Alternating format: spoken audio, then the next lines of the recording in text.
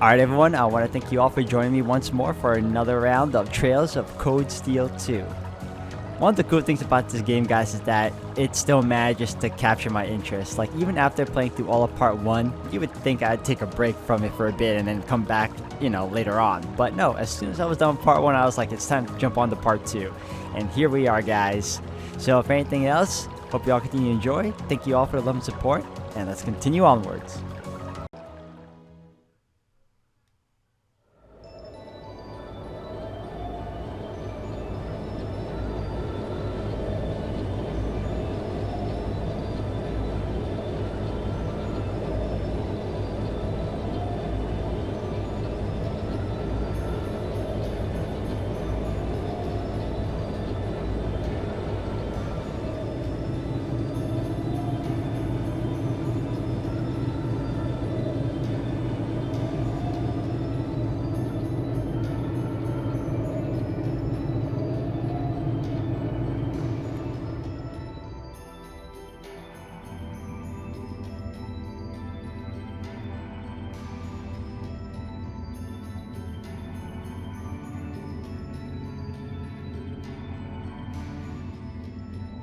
So this is what Duke Cayenne looks like from up close.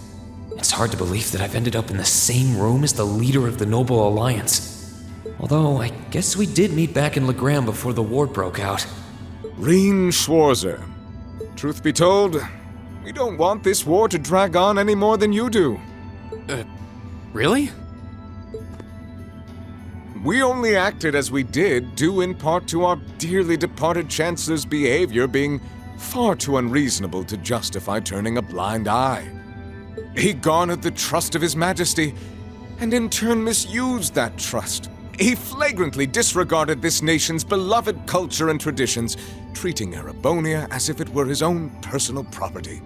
Surely you too noticed this. Well, I can't say I disagree. We did hear story after story during our field studies about how aggressive his policies were, about the way he didn't care how many enemies he made as a result, creating terrorist groups like the Imperial Liberation Front.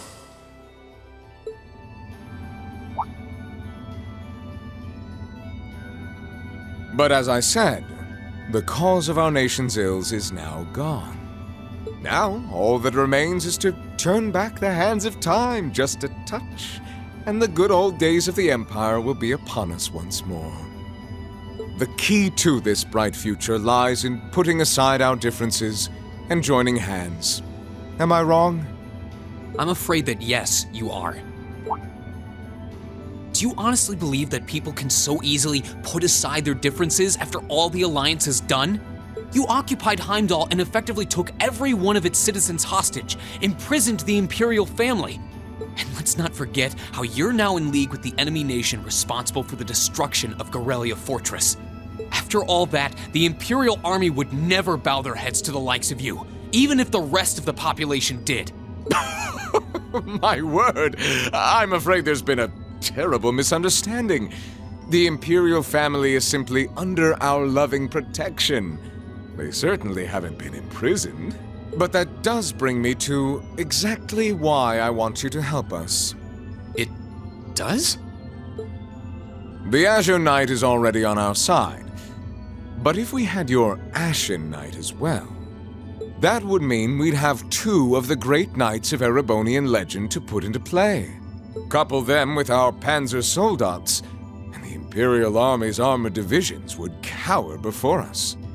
You may not find us winning the war ideal, but this union benefits everyone more than carrying on until our inevitable victory, I don't think it's that simple.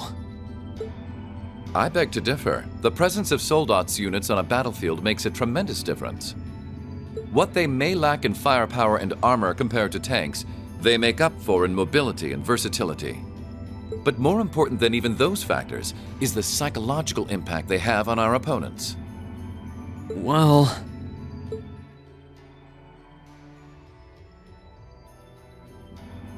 We're only human. As such, we are as captivated as we are terrified of giant beings bearing human form. And if that holds true even for mass-produced soldats made with modern technology, it will be all the more true for the divine knights of legend you and Crow possess. Can't argue with that logic. I will say it once more. Gileath Osborne is dead. And with his death, all that's left to be done is end this ridiculous war and return order to the Empire. Only then will everything be as it should. That includes both your pleasant academy life and the peaceful days of darling Elise and her friend the princess. Are you trying to? Whatever you ultimately decide, their safety is guaranteed. I would ask that you promise him this, if nothing else, Your Grace. But of course, I'm not a monster. Rufus. We may stand on opposite sides of this conflict, but I still sit on Thor's board of directors. And in that capacity, I suggest you consider carefully the choice before you. After all, every soldier must decide for himself whether a cause is worth fighting, perhaps even dying for. I look forward to hearing your answer.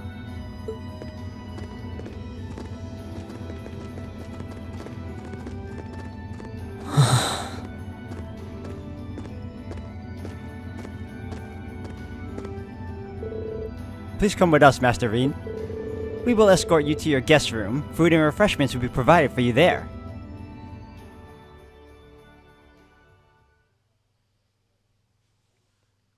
Intermission. Aboard the Pentagruel.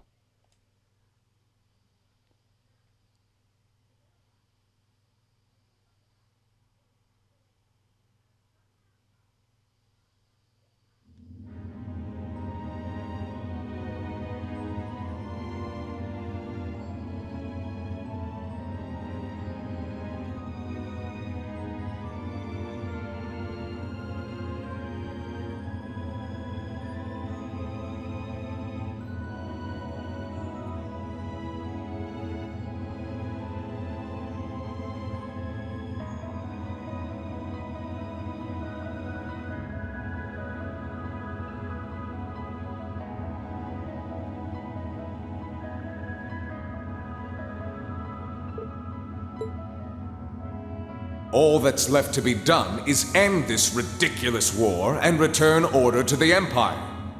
Only then will everything be as it should. That includes both your pleasant academy life and the peaceful days of darling Elise and her friend the princess. I suggest you consider carefully the choice before you. After all, every soldier must decide for himself whether a cause is worth fighting, perhaps even dying for. I look forward to hearing your answer. It's hard to argue that this war began because the noble faction went too far. But the longer it goes on, the more people are going to suffer. Am I really okay with that? If I joined them, I could reduce the number of victims, be friends with Crow again, free Elise and Princess Alphen. No, this isn't that simple. Think, Rain, think! I was able to reunite with the others, but Elise and Princess Alphen are still in the Alliance's custody. What's the best thing I can do? This isn't just about me. What do all of us want to do? Keep racking your brain like that and smoke will start coming out of your ears.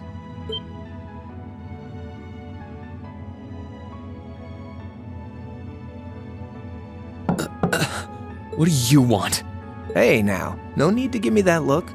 I figured I was gonna find you busy thinking everything over like your life depended on it. And what do you know? I was right. How about you mind your own damn business? And don't you have better things to do with your time? I figured the glorious Azure Chevalier would be far too busy with the war to be hanging out around here. It's tough being popular. If you joined us, I could get away with doing half the work I am now. So come on, stop freaking out about it so much and make a choice. This isn't something I can just decide by flipping a coin, Crow. And besides, it'd probably be an easier choice if not for a certain someone. What's that in your hand, anyway? Grub, of course. Kinda early, but I brought you your lunch. Mind if I join you?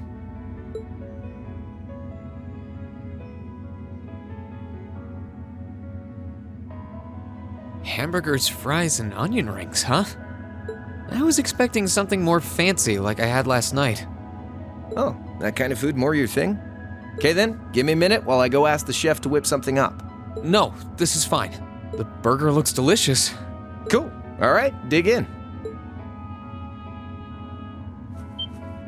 This tastes kinda different from a normal burger.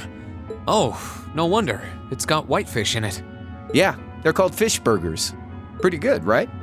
Yeah, the tartar sauce makes for an unusual extra flavoring too. This tastes amazing. I like this way more than the food I had last night, to be honest. Well, glad to hear it. Guess it was worth putting my cooking skills to the test after all. Wait, you made this? Was my first time cooking in a while, too. Sharon could probably do better, though. But I wanted to give it a shot anyway. This stuff was like soul food back in Dry, where I grew up. Oh. To think, all the time we spent searching for the leader of the Imperial Liberation Front, and he was right under our noses. Crow Armbrust from the Jirai SEZ.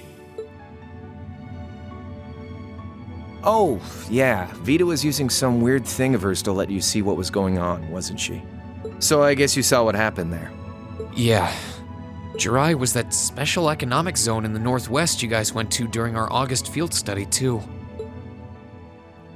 We didn't run into anything like that in the Jirai Special Economic Zone.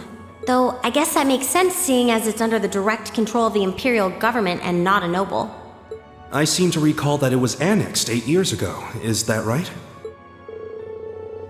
Yeah, the Empire stitched it on nice and neat, without much opposition. Now it's prospering as a special economic zone on the coast. Seemed like a pretty lively place. So you ended up going back to your old hometown then? Yeah, by pure coincidence. It's changed a lot since I was last there, so it was kind of surreal being back again. But it was nostalgic in its own way, too. It's been bugging me for a long time now. What could have made you want to join a group of terrorists like the Imperial Liberation Front? What was it that made you hate Chancellor Osborne that much? Enough to take his life? Tell me, Crow, please. I want to know what it was that made you who you are now. What kind of place Jirai was, how you lived there, and what you were doing before you entered the academy and met Toa, Angelica, and George. Where's the fun in prying into a guy's past? Save all that talk for your number one in class. Who's the lucky girl anyway? Elisa? Laura? Emma? Fee? And don't tell me it's Milliam, because, you know, I'm serious, Crow. I really want to know. Think of telling me your past as paying off the interest you owe on that 50 Mira. Because until I know, until we know, we won't be able to move forward. You're really serious.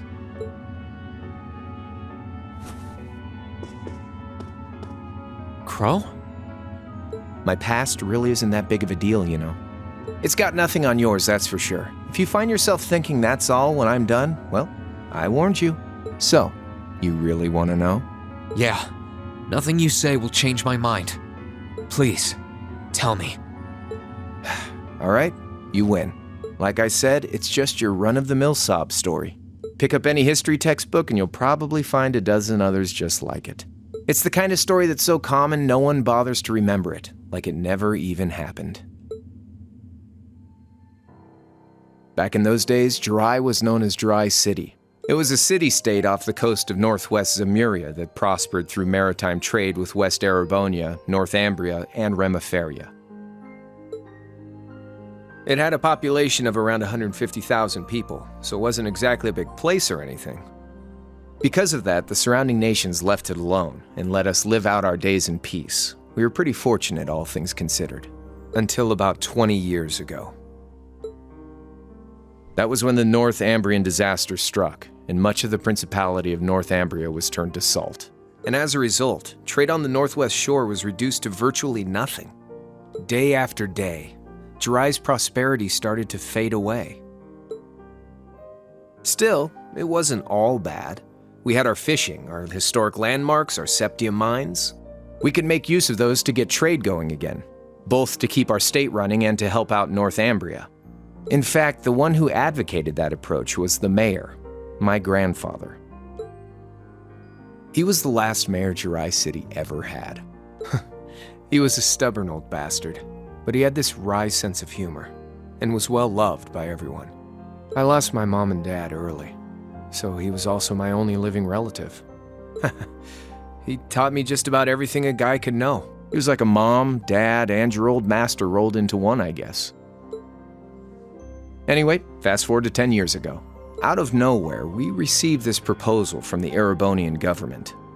They said they wanted to extend a railway line from Heimdall all the way to Jirai.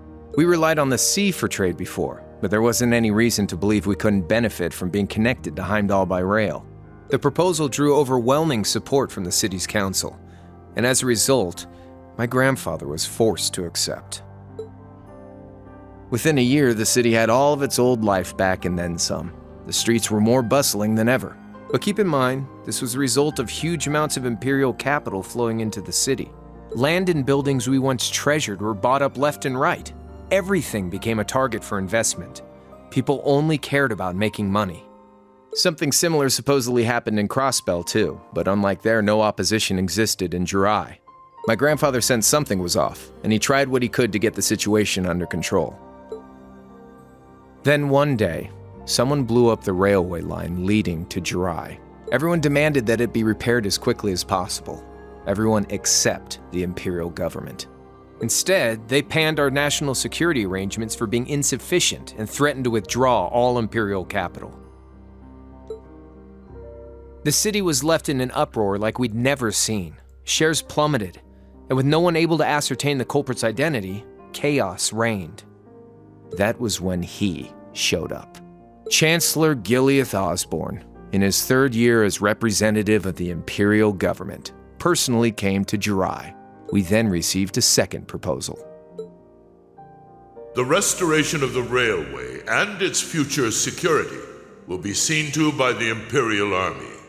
In return for our continued assistance in safekeeping, Jirai will come under the wing of our glorious empire and attain even greater prosperity as a special economic zone. The timing was too good to be true, really. Realizing this, my grandfather staunchly opposed the idea.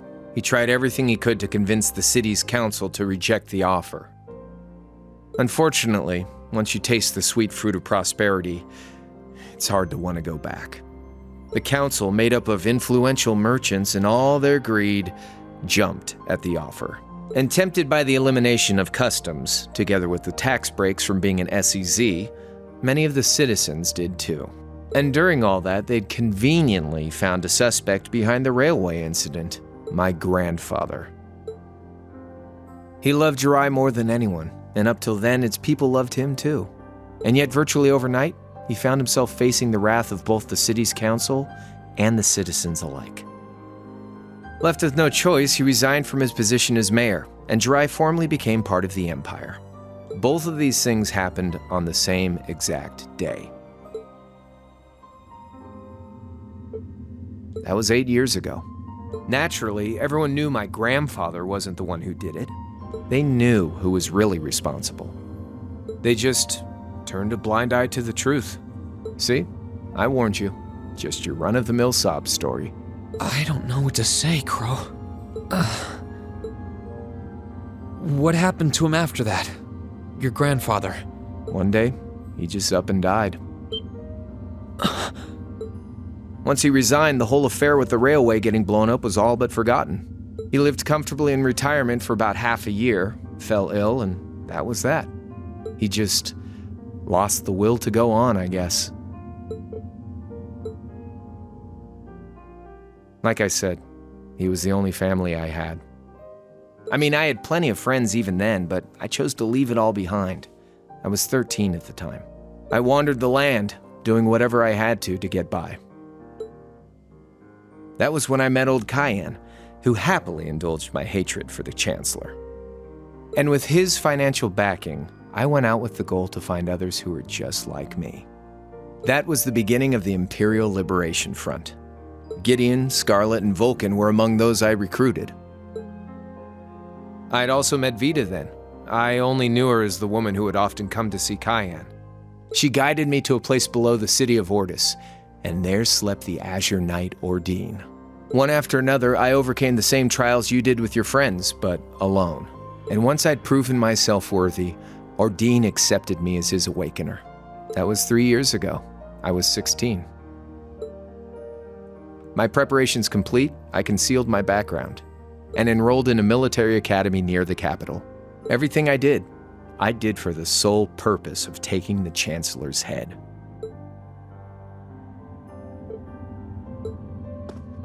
Come on now, what's with the face? You look sadder about all this than I do. Yeah, I guess. I swear. I'm not trying to tell you the Chancellor was evil or anything. What? Still, there's no denying that he managed to outwit my grandfather. And he may have lost, but Pop's always loved a good gamble. It's thanks to him that I'm pretty good at chess, card games, that kind of stuff.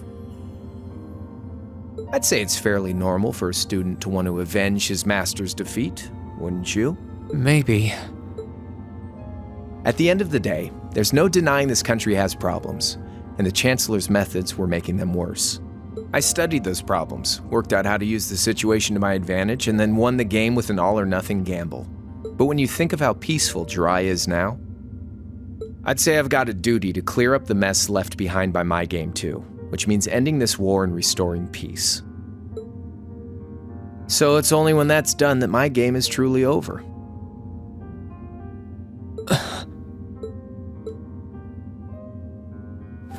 I don't want whatever your decision is to be influenced by my past, okay? Like Rufus said, you need to think long and hard about what it is you're fighting for. For you, more than anyone else. Yeah, but Crow... Anyway, I think I've stuck around here for long enough. You're gonna be treated as a visitor. Well, sort of. It's about time for the higher-ups to head back to Heimdall, so go ahead and pass the time however you want. However I want? What else can I even do here?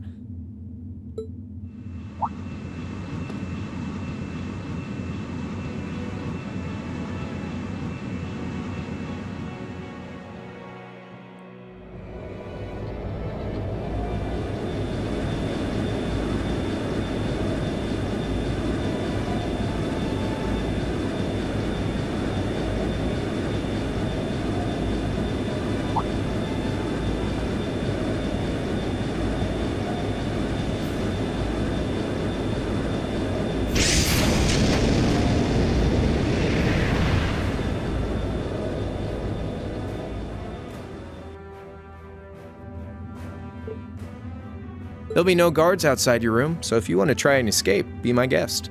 Just keep in mind that some members of Ouroboros and Zephyr are on board too, not to mention me, Scarlet, and Vulcan. So if you're up for a gamble of your own, get ready to take all of us on.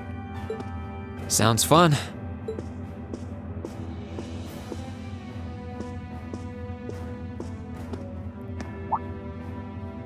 Oh yeah, one more thing. There's this real cute visitor in the guest of honors room on the second floor. I think she'd perk right up if she saw you, so why not go pay her a visit? Just don't go making your girl jealous, okay?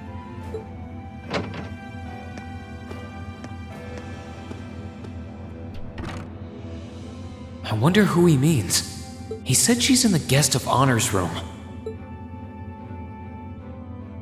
Well, I can't waste much time here. I told everyone I'd definitely come back soon. Right now, I need to gather as much information as I can. I can make my choice after that. At least then, it'll be an informed one.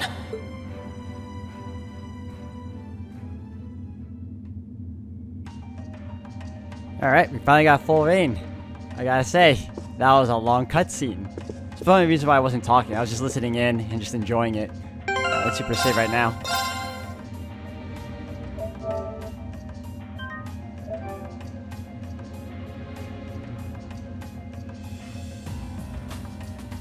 Alright, based on what this guy said, we got a couple of rooms we can visit if we want, or we can escape. But, I mean, well, alright then. So much for that. I'll be visiting a lot of people. Alright, well, if that's the case, let's try out,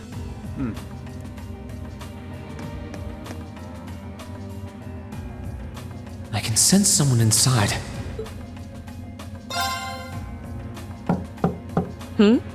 Come on in if you like. That sounds like... Excuse me.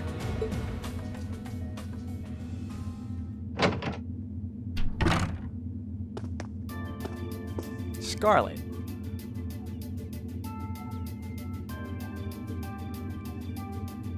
Hello there, love. I'd heard you came on board yesterday, so I did wonder whether we would run into one another at some point. Hello, Scarlet. Last time we spoke was a month and a half ago near Trista, I think. Quite a memorable day for both of us, wasn't it? There's no need to stand over there. Come and have a seat. I'll pour us some tea.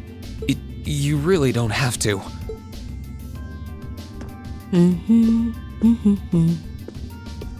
Well, I guess there's no harm in chatting for a bit.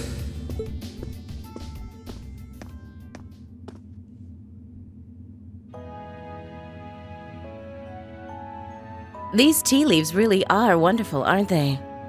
Only the best for the airship of Erebonia's most powerful noble, I suppose. I have to admit, the fragrance is like no tea I've ever had before. You're right, though. It makes sense if it's something Duke Cayenne personally chose. Oh? I was under the impression that your family is a part of the nobility, too. Your father is a baron, isn't he? He might be a noble, but generally barons aren't all that wealthy. We live a relatively modest lifestyle. Oh, really? I wouldn't have thought it before, but maybe my family was actually more well off than yours. And Scarlet, I heard she lost her old hometown when he went and built a railway through it. What kind of family did you come from then? Oh, they weren't nobles, if that's what you're wondering. They were just relatively wealthy farmers. We were almost local celebrities in a way. Oh, I see. You're wondering how someone like me became a terrorist? It's written all over your face. Well, I can't deny that I'm curious. I heard that you lost your hometown because Osborne built a railway through it. Oh, did C tell you? No, I suppose it must have been V. He never was one to keep quiet about things. So, I mean, what happened? Some things are best left unsaid, I think. It's not as if knowing would somehow allow you to change things. I suppose. You're so adorable, Reen. Now I know why C took a liking to you. What do you say? How about you come and fight with me and the other big girls and boys? It'll be fun, I promise.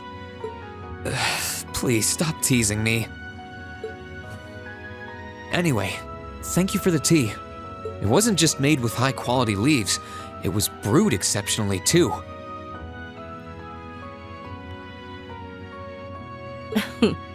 You're very welcome. Oh, actually, I may as well ask while I have the chance.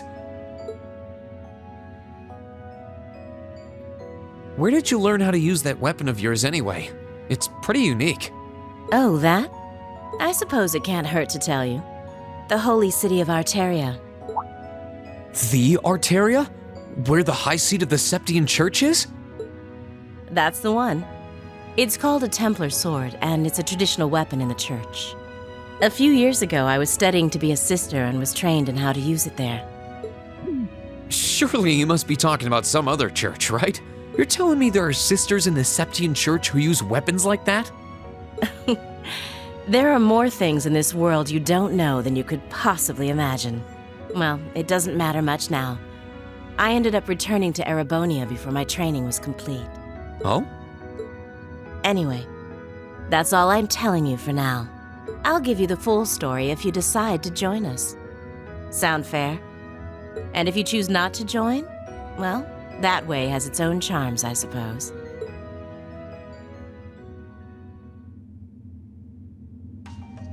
She ended up being a lot friendlier than I expected her to be.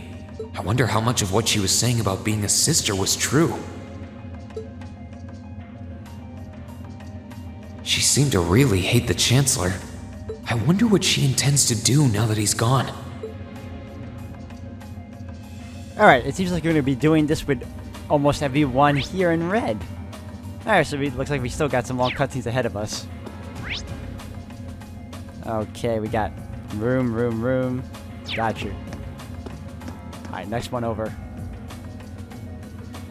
I can sense someone inside, and judging by the fact that S is in the next room. Huh? It's open. Come on in. Vulcan. Excuse me.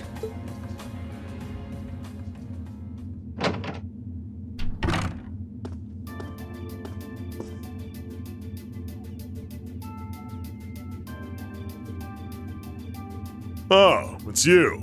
You finished talking with C? His name's Crow, not C, and he's never going to be anything else for me. Oh, I know his real name. But to us, he's always gonna be C. That's our leader. He might be young, but each and every one of us look up to him and respect him. Anyway, take a seat. You got a whole lot of questions, I bet. Does you asking that mean you're willing to answer them? Depends on the questions. Just out of curiosity, how many members does the Imperial Liberation Front have left? I know the explosion back in the mine was staged, obviously. Sure was. Anyway, 10, give or take. We lost most of our members as soon as the war started kicking into gear. Oh. Is that because the group's primary objective had been fulfilled? Basically, yeah. We all came from different backgrounds, but the one thing we had in common was that we hated that bastard's guts. So after he'd kicked it, most of the guys didn't really have any reason for sticking around. Can't say I blame them for calling it quits. Crow said that seeing this war through to its end was the last part of his game. Are the members who haven't left sticking around for similar reasons? Interesting question. Can't speak for the others, but me? I don't really care how this war goes. I mean, I'm a former Jaeger who can hold his own in a fight. I've always lived for war, and teaching those dumbasses in the provincial armies how to pilot soldats is a job worth doing, even if it's a pain. If we disband, I'll find myself something else to do. I see. I can't defend the assassination of the Chancellor or what you did near Trista, but I'd be happy if you chose to disband at least. You're a funny kid. Being oddly nice to us after all the shit we caused, don't you think? The cycle of hatred's gone on for long enough. The crimes you've committed will never vanish, but no one wants this war to go on longer than it has to. It's not as though you guys want war, do you? That's enough of the niceties. If you've got time to worry about us, use it to worry about yourself. Whether you choose to side with the Alliance or go against them, you've got a tough road ahead, whether you like it or not.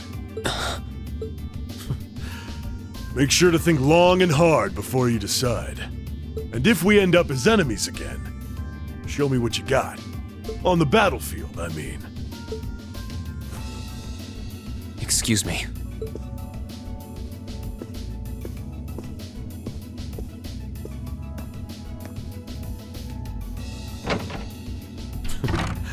Think I might have been too harsh on the kid.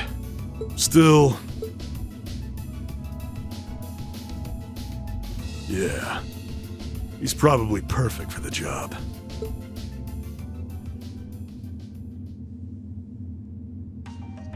He saw right through me. He's not wrong, though. I should be worrying about myself right now. He seemed kind of different, though. Like he'd lost his spark.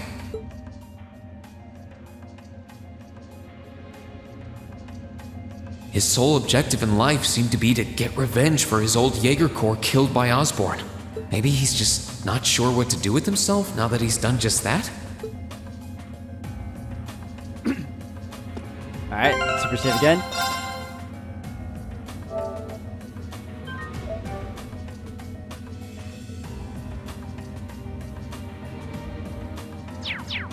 Alright. Who else? Blue Blanc. really? Good day to you, Reinschwarzer. What the? You're the Phantom Thief! You sure look comfortable. What are you doing here? Ha ha! Why wouldn't I be? I'm as much a guest on this ship as you are. And who would deny themselves the pleasure of a ship so beautiful? The furnishings are immaculate. The food and wine are positively sumptuous. And I am of the firm belief that it's wasteful not to take advantage of the opportunities life presents you. Ah, and speaking of opportunities, don't just stand there. Take a seat and join me in having a drink. You've been blessed with the rare chance to sit and chat one-on-one with the most beloved thief of our time. I can't believe that's how you describe yourself. Well, what the hell? I'll have a drink. Nothing alcoholic, though.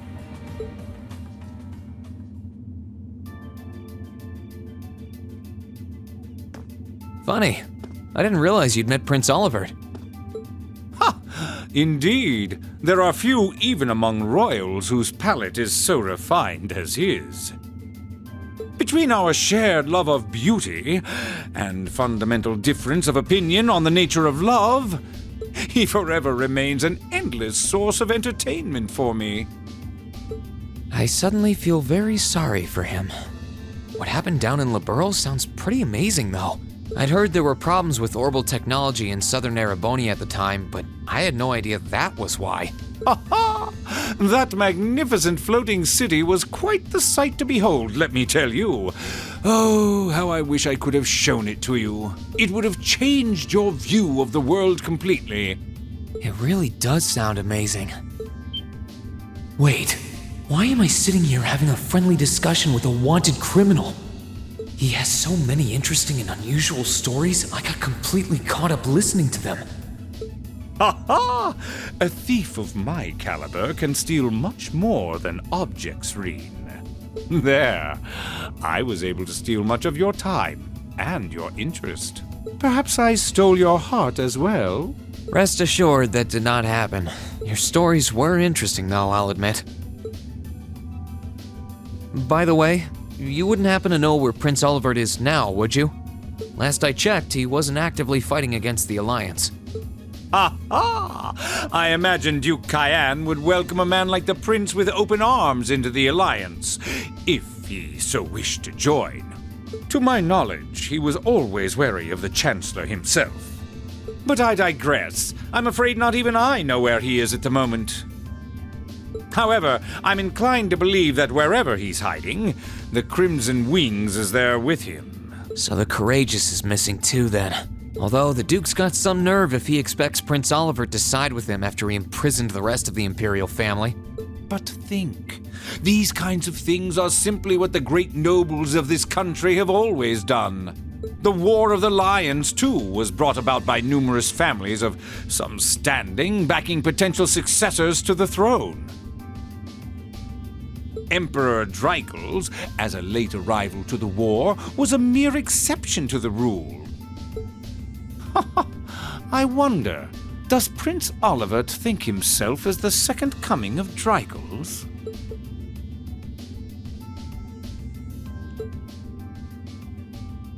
One of which is to bring the winds of change to Thor's military academy. A gust of fresh air, if you will. I'll admit, I hesitated to allow it, but I decided to place my hopes in you. We believed then, as we still do, that one day you all will be a great light that can push back the darkness of this country. I don't think he does. From what I can tell, he intends to try and end this war in a slightly different way from Dreikels. Oh? Do tell. Sorry, but I should be going. Thanks for all the interesting stories. They helped me work through things in my head a bit. Ha ha! I'm pleased to hear it. I will be waiting at the edge of my seat to hear which path you choose. Join us, and you'll be warmly welcomed. Naturally, I'm fascinated by you as the Ashen Knight's pilot. But I'm even more fascinated with that brute strength of yours. I would love the chance to see the power of an ogre up close. I doubt it's half as interesting as what you're thinking. Anyway, if you'll excuse me.